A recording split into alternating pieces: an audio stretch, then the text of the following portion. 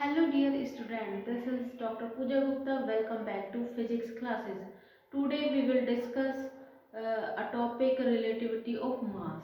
इसे last video में हमने पढ़ा था एडिशन ऑफ वेलोसिटीज कि अगर दो फ्रेम में कोई बॉडी हो तो उनका एक दूसरे के रिलेटिव अगर हमें वेलोसिटी में रिलेशन देखना है तो वो कैसे फाइंड आउट करते हैं। ठीक है, तो आज हम टॉपिक पढ़ेंगे relativity of mass. According to relativity अगर कोई पार्टिकल है जिसका मास m है, ठीक है, जिसका रेस्ट मास m नोट है, वो v वेलोसिटी से ट्रेवल करता है या चलता है तो उसकी जो मास है वो बढ़ जाता है अकॉर्डिंग टू रिलेटिविटी। ठीक है, यानी कि रिलेटिविटी के अंतर्गत जो पार्टिकल का मास है वो वेलोसिटी पे डिपेंड करता है। जो हम अब तक पढ़ते हुए आए हैं क्लासिकल मैकेनिक्स या न्यूटोनियन मैकेनिक्स में, उसमें जो हमारा पार्टिकल है उसकी जो वेलोसिटी v होती है वो मास पे डिपेंड नहीं करता। मास जो होता है is not the function of velocity. Mass जो होता है वेलोसिटी से इंडिपेंडेंट होता है। तो मास रेस्ट में, कोई भी पार्टिकल रेस्ट में हो, मूविंग पोजीशन में हो, अगर हम उस पर कोई भी फोर्स अप्लाई करेंगे, अगर उसकी वेलोसिटी बढ़ेगी तो मास जो होगा वो नहीं बढ़ेगा, उतना का उतना ही रहेगा। ठीक है, लेकिन आइंस्टीन क्या कहता है? आइंस्टीन ये कहता है कि रिलेटिविटी के अकॉर्डिंग अगर कोई पार्टिकल है जिसकी वेलोसिटी v है, अगर वो चलता है तो जो उसका मास है वो √1 minus we square upon C square factor से इंक्रीज हो जाएगा। ठीक है, उसी को हम पढ़ेंगे और उसी का हम डेरिवेशन निकालेंगे कि जो मास है वो कैसे इंक्रीज होता है। ठीक है, लेकिन जो मास है अगर हमारा जो v is very very less than c है, जो डेली लाइफ में अगर हम देखें तो डेली लाइफ में जो कोई भी पार्टिकल है, ठीक है, कोई भी बॉडी है जो मूव कर रही है, उसका जो मास होगा वो एज इट रहेगा, उस पर कोई इफेक्ट नहीं पड़ेगा। जब हमारा मास पे इफेक्ट कब आएगा? जब हमारी जो बॉडी या पार्टिकल की वेलोसिटी जो होगी वो equal to the velocity of light होगी, तो उसका जो मास होगा वो √1 minus we square upon C square factor से इंक्रीज हो जाएगा। इसे हम पढ़ेंगे कैसे इंक्रीज होएगा। ठीक है, तो इसे प्रूव करने के लिए हम क्या ले लेंगे? दो फ्रेम ऑफ रेफरेंस ले लेंगे, एस डैश और S. S dash is a moving frame of reference and S is the rest frame of reference, and S dash is moving with velocity v with respect to x along x direction. ठीक है, मान लिया s dash में दो particle है, one particle और to particle, जिसका मास है m1 व m2, जो एक दूसरे को अप्रोच कर रहे हैं, यानी एक पार्टिकल ये है, एक पार्टिकल ये, दोनों एक दूसरे की तरफ आ रहे हैं, अप्रोच कर रहे हैं।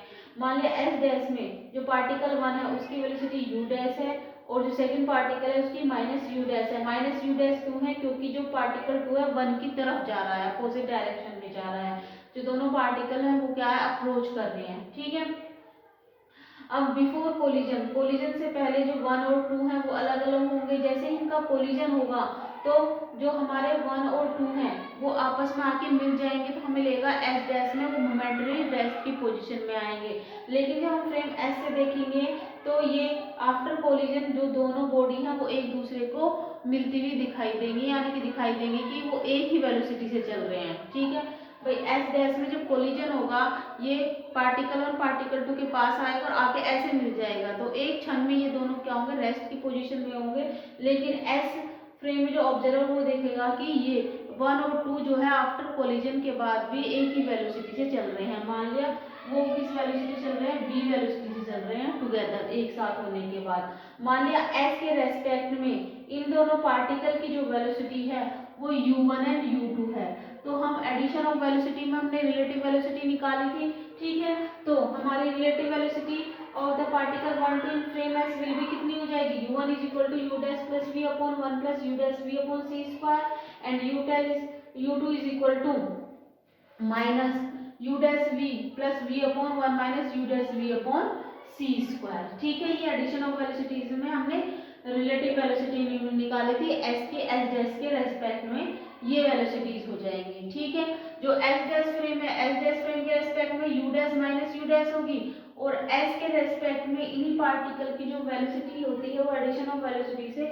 u1 is equal to this हो जाएगी और u2 is equal to this हो जाएगी। ठीक है, अब after the collision particle momentarily at rest in frame S dash but as seen from frame as से देखने पर they are still moving with velocity v jointly, जब एक साथ ज्वाइन हो जाएंगे तो ऐसे देखने पर हमें लगेगा कि वो v वेलोसिटी से एक साथ चल रहे हैं, दोनों मिलके एक साथ चल रहे हैं। Thus from conservation of linear momentum, conservation of linear momentum क्या कहता है, momentum before collision is equal to momentum after collision. तो मोमेंटम बिफोर कोलिजन, कोलिजन से पहले मोमेंटम कितना है, मास क्या है पार्टिकल का m1 और वेलोसिटी क्या है u1 एच फ्रेम में प्लस m2 और u2 is equal to moment after collision के बाद m1 प्लस m2 दोनों जो मास है वो ज्वाइंट हो जाएंगे और किस वेलोसिटी से चलेंगे, v वेलोसिटी से चलेंगे। ठीक है, इसे हमने मान लिया इक्वेशन फर्स्ट, इक्वेशन सेकंड और ये हो गई हमारी इक्वेशन नंबर थर्ड। अब on putting the value u1 and u2 from 1 and 2, अब 1 एंड 2 से u1 u2 की वैल्यू जो है इस वाले इक्वेशन नंबर थर्ड में रख देंगे। तो क्या आ जाएगा, m1 u1 की वैल्यू रख दो u dash plus v upon 1 plus u dash v upon c square plus m2 minus u dash plus v upon 1 minus u dash v upon c square is equal to m1 plus m2v। ठीक है, ये क्या है, this is the derivation of the formula. कौन से फॉर्मूले का, m is equal to m naught under root 1 minus v square upon c square. According to relativity जो मास होता है वो v का फंक्शन होता है, v पे डिपेंड करता है। Where m is the mass of the moving particle, m naught is the rest mass of the particle. इस वाले फॉर्मूले को हम क्या कर रहे हैं, ड्राइव कर रहे हैं। ठीक है, अब m1 इज इक्वल टू ये देखो u dash plus v 1 plus u dash v upon c square minus v, यहाँ से m1 प्लस m2 v को सेपरेट करके m1 v, जो हमारा m1 है वो m1 के साथ ले आएंगे और जो m2 है वो m2 के साथ ले आएंगे। तो m1 इज क्या आ जाएगा, u dash plus v 1 plus u dash v upon c square minus v, इधर आके माइनस हो जाएगा इक्वल टू m2, ये इज इक्वल टू जाके इधर माइनस हो जाएगा v minus minus u dash plus v upon 1 minus u dash v upon c square.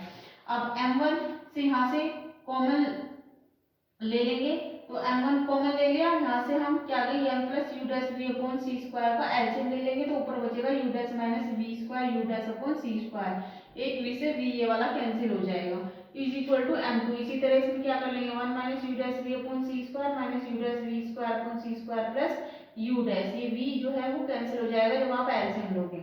अब m1 अपॉन m2 का रेशियो निकाल लो, क्या आ जाएगा 1 plus u dash v upon c square upon 1 minus u dash v upon c square.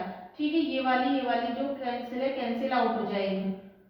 जब m1 upon m2 को इधर लाएंगे तो ये दोनों जो टर्म है वो कैंसिल आउट हो जाएगी, ये इससे कैंसिल आउट हो जाएगा, ये वाला कैंसिल आउट हो जाएगा, तो हमारा बस ये बचेगा m1 upon m2 is equal to 1 plus u dash v upon c square upon 1 minus u dash v upon c square. इसको दे दे हमने इक्वेशन नंबर 4 नाम। अब हमें m1 और m2 की जो है इस टर्म्स में वैल्यू निकालनी है, तो इस टर्म में वैल्यू निकालने के लिए हम क्या करेंगे, now from equation first we have u1 square, u1 की वैल्यू दे रखी है, u1 स्क्वायर ले लेंगे is equal to u dash plus v upon 1 plus u dash v upon c square. ठीक है, इसमें हमें u dash plus v upon c square दे रहा है, इसकी वैल्यू निकालनी है इसलिए हमने ले लिया, इसका स्क्वायर ले लिया। अब हम क्या करेंगे, एज इट, यहाँ पे थोड़ा सा आपको रिमेम्बर रखने वाली बात है कि हमें ऐसे करके ही हमें इसकी 1 plus u dash v upon c square 1 minus u dash v upon c square की हम वैल्यू निकाल लेंगे। तो 1 माइनस यू वन अपॉन सी स्क्वायर कर लेंगे, यहाँ पे टर्म याद करनी है आपको, ऐसे लेना है हमें, is equal to 1 minus 1 upon C square ले लेंगे, u1 की वैल्यू थी ये रख देंगे 1 माइनस 1 अपॉन सी स्क्वायर, इसका स्क्वायर न्यूमरेटर में लगा लेंगे और डिनोमिनेटर में अलग लगा लेंगे, 1 माइनस सी को यहाँ ले जाएंगे तो इसका स्क्वायर ले लेंगे 1 plus u dash b upon सी स्क्वायर का होल स्क्वायर आ जाएगा, इज इक्वल टू यहाँ पे a प्लस बी का होल स्क्वायर खोल देंगे, ये खुल के ये आ जाएगा 1 plus u dash b upon सी स्क्वायर का होल स्क्वायर। अब इससे आगे देखो ये क्या हो जाएगा, यहाँ से देखो 1 plus u dash b upon सी स्क्वायर का होल स्क्वायर खोलेंगे तो पूरे टर्म ऐसे खुल जाएगी, ऐसे खुल जाएगा। यहाँ पे तो हमने एलसीएम ले लिया है, एलसीएम लेके क्या हो जाएगा 1 plus u dash b upon सी स्क्वायर का होल स्क्वायर इधर जाएगा minus u dash b upon c का होल स्क्वायर आएगा, नीचे न्यूमरेटर में ये वाली वैल्यू हो जाएगी। अब यहाँ पे a प्लस बी का होल स्क्वायर खोल देंगे, ठीक है, a प्लस बी का होल स्क्वायर यहाँ पे ये इसका स्क्वायर खोल देंगे तो देखो क्या आ जाएगा 1 plus u dash b square upon सी square plus 2 u dash upon सी स्क्वायर माइनस यहाँ पे करेंगे तो u dash upon C square minus we square upon C square minus 2 u dash v upon C square, इससे cancel out हो जाएगा। अब इन वाले terms को अगर आप हम इसी को कैसे लिख सकते हैं 1 minus u dash square upon C square 1 minus we square upon C square, आप इसमें से मल्टीप्लिकेशन करोगे तो मल्टीप्लिकेशन करके हमें ये वाली टर्म ही मिलेगी, इसलिए इनको हम ऊपर वाले टर्म को हम ऐसे भी लिख सकते हैं, ठीक है, 1 plus u dash v upon सी स्क्वायर का होल स्क्वायर आ जाएगा, ठीक है। सिमिलरली इसी तरह हम क्या निकाल लेंगे, 1 minus u d square upon C square is equal to आ जाएगा 1 minus u dash square 1 minus we square upon C square 1 minus u dash v upon C square का होल स्क्वायर। ठीक है, अब देखो यहाँ पे क्या था हमारा, ये आ गया था 1 plus u dash v upon c का होल स्क्वायर, और यहाँ पे हमें वैल्यू आ गई 1 minus u dash square 1 minus we square upon 1 minus u dash v upon C square का होल स्क्वायर। यहाँ 1 प्लस में आएगी, यहाँ 1 माइनस में आएगी, बस ये डिफरेंस रहेगा। सिमिलरली हम इसी भी अगर इस चीज को इसकी तरह कैलकुलेट करेंगे तो हमारा बस यहाँ पे प्लस है, यहाँ पे माइनस का चिन्ह जो है वो साइन जो है वो चेंज हो जाएगा। ठीक है, यहाँ तक क्लियर है स्टूडेंट।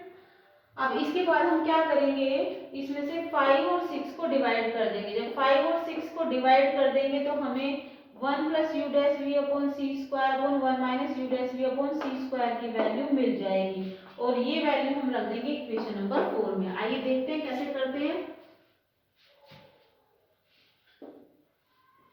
इसको करने के लिए अब हम क्या करेंगे, डिवाइडेड इक्वेशन नंबर 4 और 5 following the equation number 5 and 6। 5 and 6 से हम क्या करेंगे, 1 माइनस यू 1 का स्क्वायर अपॉन सी स्क्वायर 1 माइनस यू 1 का स्क्वायर अपॉन सी स्क्वायर अपॉन 1 माइनस यू 2 का square upon C square is equal to, देखो डिवाइड करेंगे तो हमारा ये इससे कैंसिल आउट हो जाएगा, ये वाले टर्म ऊपर चली जाएगी, ये नीचे आ जाएगी, तो हमारा बचेगा ऊपर 1 माइनस के यू डैश वी अपॉन सी स्क्वायर अपॉन 1 प्लस के यू डैश वी अपॉन सी स्क्वायर। ठीक है, अब देखो 1 plus u dash v upon सी square 1 minus u dash v upon सी स्क्वायर। ठीक है, तो ये क्या आ जाएगा हमारा 1 plus u dash v upon, देखो ये वाली टर्म जो है जब डिवाइड करेंगे तो 1 minus u 1 square upon 1 plus 1 minus u 1 square upon सी स्क्वायर ऊपर चला जाएगा, ये यू 1 स्क्वायर जगह ऐसे आ जाएगा। ठीक है, इसको हम ऐसे करेंगे, इसको डिवाइड कर देंगे, ये आ जाएगा हमारा 1 माइनस के 1 प्लस के यू डैश वी अपॉन सी स्क्वायर अपॉन 1 माइनस के u dash v upon C square is equal to आ जाएगा अंडर, ये जाएगा 1 माइनस यू 2 स्क्वायर अपॉन सी स्क्वायर, और ये जाएगा 1 माइनस यू 1 स्क्वायर अपॉन सी स्क्वायर। ठीक है, अब इक्वेशन नंबर 4 में क्या आ जाएगा, 1 plus u dash v upon सी square 1 minus u dash upon सी स्क्वायर की वैल्यू क्या दे रखी है, m1 upon m2। m1 upon m2 की वैल्यू क्या आ जाएगी हमारी, ये आ जाएगी 1 minus u 2 square upon 1 minus u 1 square upon सी स्क्वायर। यहाँ देखो ये क्या है, स्क्वायर है। ठीक है, स्क्वायर है तो इसका भी क्या हो जाएगा, स्क्वायर हो जाएगा, तो इसको सेपरेट करने के लिए हम क्या लेंगे, अंडर रूट ले लेंगे 1 माइनस यू स्क्वायर अपॉन सी square upon under root 1 minus u 1 square upon सी स्क्वायर। ठीक है, तो m1 इज अपॉन m2 क्या आ जाएगा, under root 1 minus u 2 square upon सी square upon 1 minus u 1 square upon सी square आ जाएगा। ठीक है स्टूडेंट्स, अब देखो इसके बाद देखो यहाँ पे अगर मान लिया कि जो पार्टिकल 2 है उसकी वेलोसिटी 0 है, ठीक है, तो उसका जो मास होगा m2 इज इक्वल टू क्या हो जाएगा, m0 हो जाएगा, तो m1 अपॉन m0 is equal to under root 0 velocity से चल रहा है पार्टिकल 2। ठीक है, अगर पार्टिकल 2 जो है वो 0 वेलोसिटी से चलेगा तो ये 0 हो जाएगा, क्या बचेगा, under root 1 minus u 1 square upon सी स्क्वायर।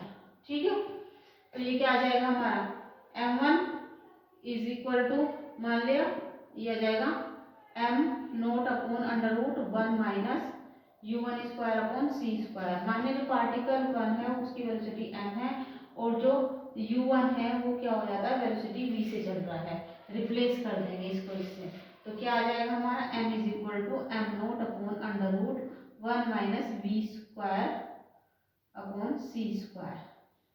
ठीक है, यही हमें क्या करना था, प्रूव करना था m is equal to m naught under root 1 minus we square upon C square, यानी कि जो m है वो वेलोसिटी का फंक्शन है। यानी कि अकॉर्डिंग टू रिलेटिविटी अगर कोई पार्टिकल जो है जिसका रेस्ट मास m नॉट है, अगर वो v वेलोसिटी से चलेगा तो उसका जो मास है वो under root 1 minus we square upon C square factor से इंक्रीज हो जाएगा। अब इसके भी क्या कंक्लूजन निकलते हैं, इसके भी 3 कंक्लूजन निकलते हैं।